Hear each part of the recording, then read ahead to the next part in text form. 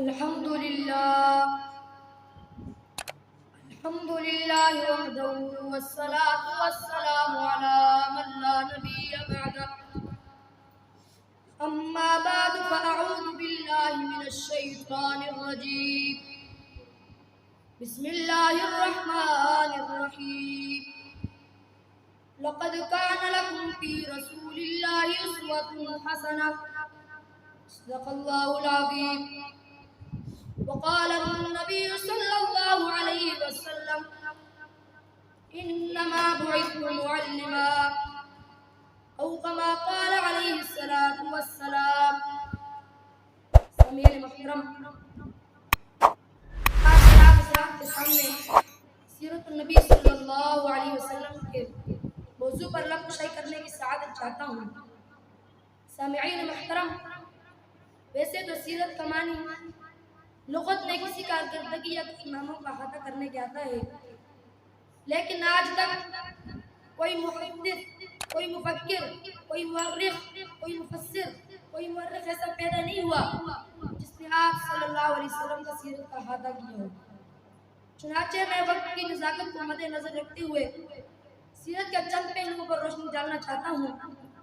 سامعین محترم، جب میں تاریخ کا مطالعہ کرتا ہوں دیکھتا ہوں کہ مورخین نے ایسی بڑی بڑی شخصیتوں کے تذکرے قلم بند کیے ہیں جنہیں دنیا آج تک یاد رکھتی ہے. آج لوگ ان کا اس سے محبت رکھتے ہیں. اس کی جود و سخا کی وجہ سے رستم اور اسفندیار کا تذکرہ بڑے فخر سے کرتے ہیں. ان کے عدل و انصاف کی وجہ سے رستم اور اسفندیار کا تذکرہ بڑے فخر سے کرتے ہیں. ان کے علم و حکمت کی وجہ سے فردوسی اور سعدی رحمۃ اللہ علیہ عقیدت رکھتے ہیں. ان کی قوت گویائی کی وجہ سے صحبان کا نام محبت سے رکھتے ہیں.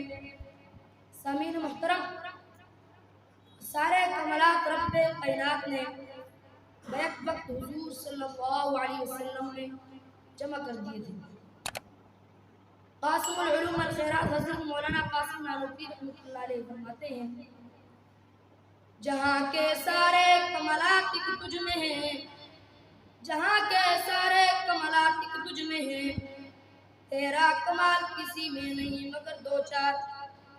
آخر میں شاعر کی شعر کہتا ہے، حسن یوسف دم میں عیسیٰ ید بیزاداری، حسن یوسف دم میں عیسیٰ ید بیزاداری، چاہوں با ہمادارن تو تنہا داری.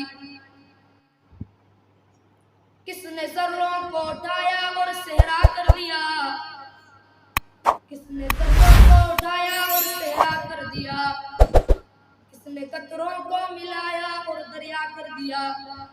اللہ تعالیٰ سے دعا ہے کہ اللہ تعالیٰ ہم سب کو سیرت النبی صلی اللہ علیہ وسلم پر چلنے کی توفیق عطا فرمائے.